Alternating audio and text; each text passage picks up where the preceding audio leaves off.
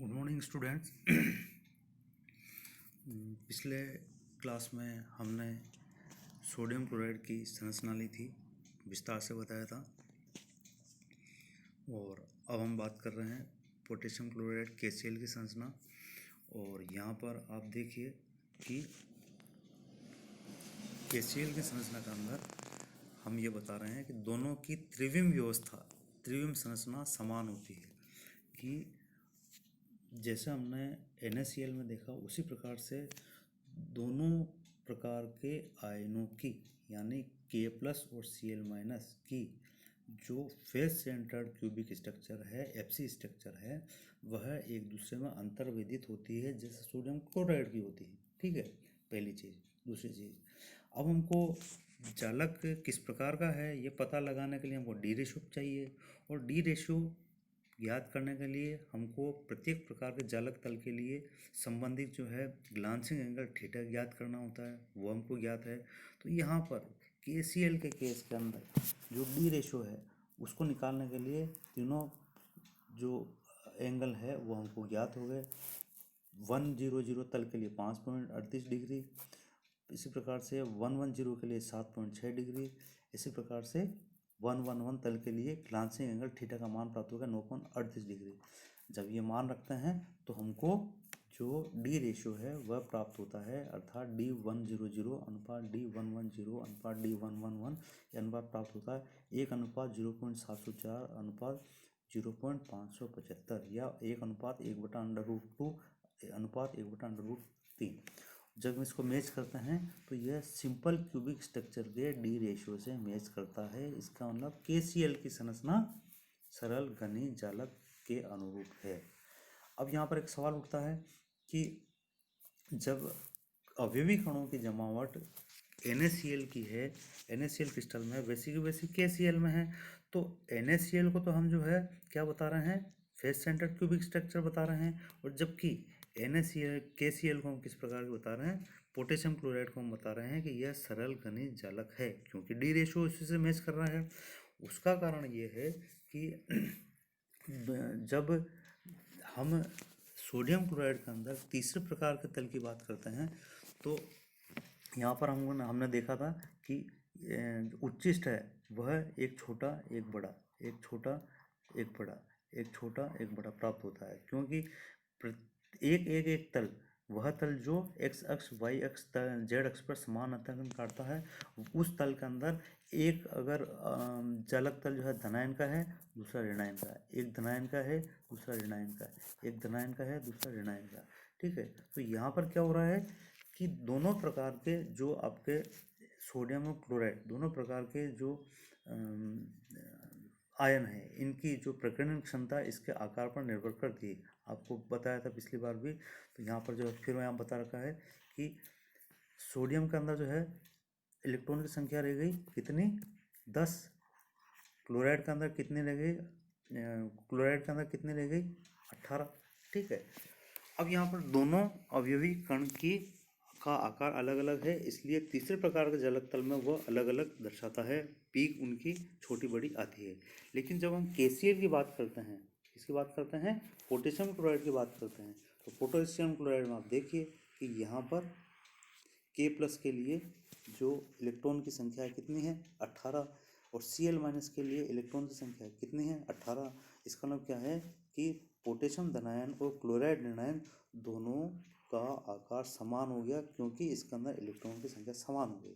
इसलिए अब जो तीसरे प्रकार का तल है जो हमने बताया 1-1 तल, तो यहाँ पर जैसे सोडियम क्लोराइड के अंदर हमको जो है इनके पीक अलग अलग प्राप्त हुई थी, अब यहाँ पर अलग अलग प्राप्त नहीं होगी। अब वो सारी जैसे ये दोनों पैटर्न प्राप्त होते हैं, कौन से पैटर्न प्राप्त होते हैं, 1-0-0 तल के लिए और 1-1-0 तल के लिए। इसी प्रकार का जो पैटर्न है वह KCl में प्राप्त होगा, ये इस प्रकार से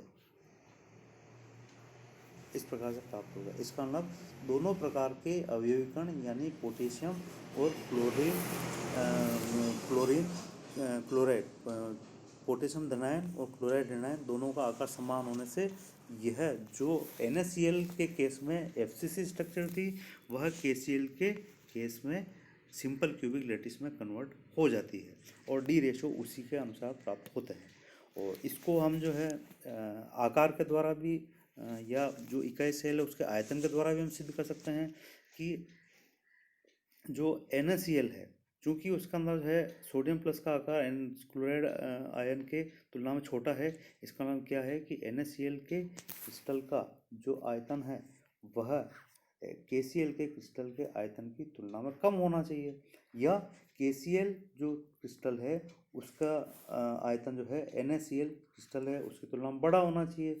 और प्रैक्टिकली जो डेटा है वो हमको ये बताते हैं कि दोनों के आयतन में जो अंतर है या जो अनुपात है वह कितना है, ये जो है सैद्धांतिक तौर पर इसको बताया गया है गणना करके, ये 1.39 गुना है।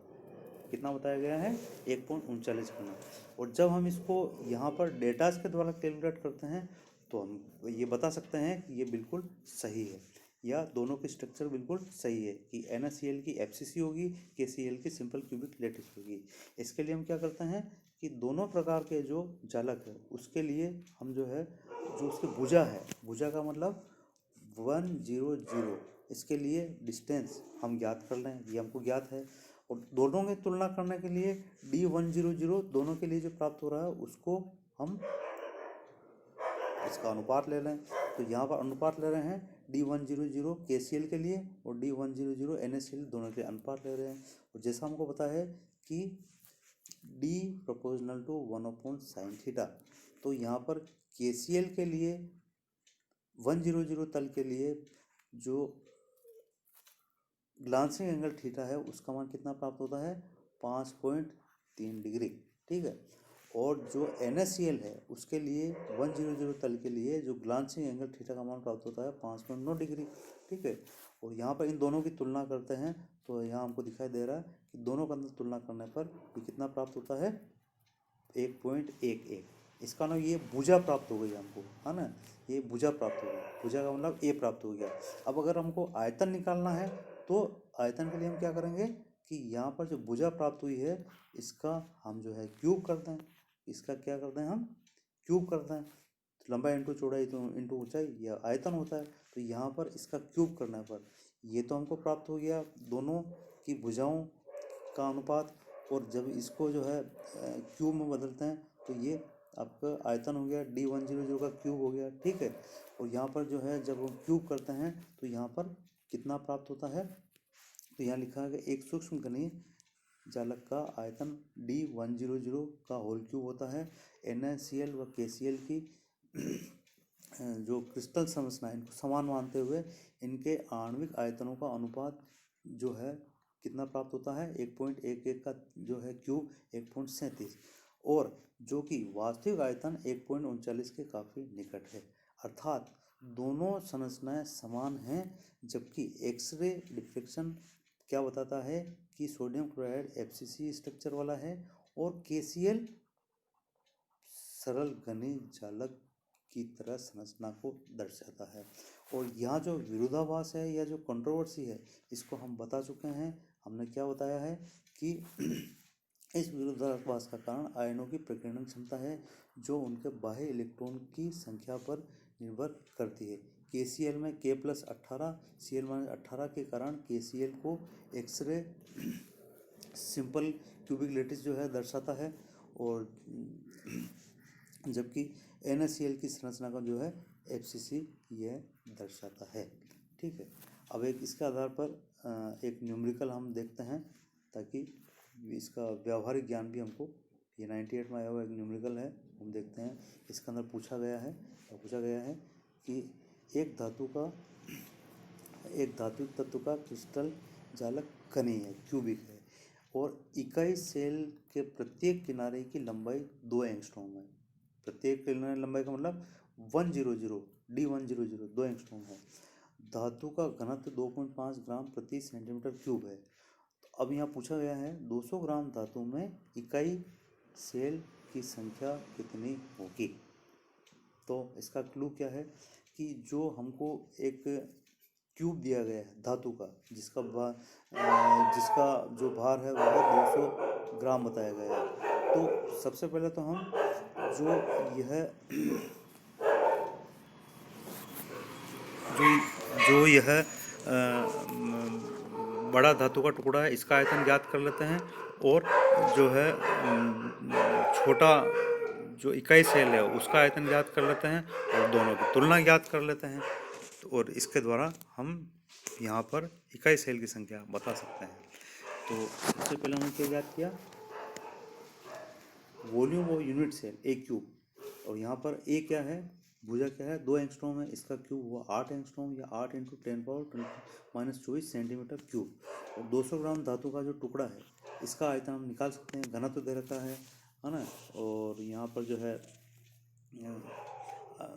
घनत्व दे रखा है और यहाँ पर इसका मास दे रखा है।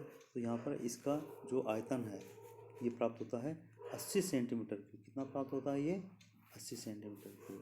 अब यहाँ पर 200 ग्राम धातु के जो अब ब्लॉक मिला है, टुकड़ा है, उसके अंदर कुल इकाई कोष्ठिकाओं की संख्या कितनी होगी। तो जो आपके बड़ा टुकड़ा है इसका आयतन बटे हुए जो छोटा टुकड़ा है इसका आयतन, इसका छोटा टुकड़ा मतलब इकाई कोष्ठिका है, इसका आयतन भाग लगाते हैं तो यहाँ पर संख्या प्राप्त होती है 10⁻25।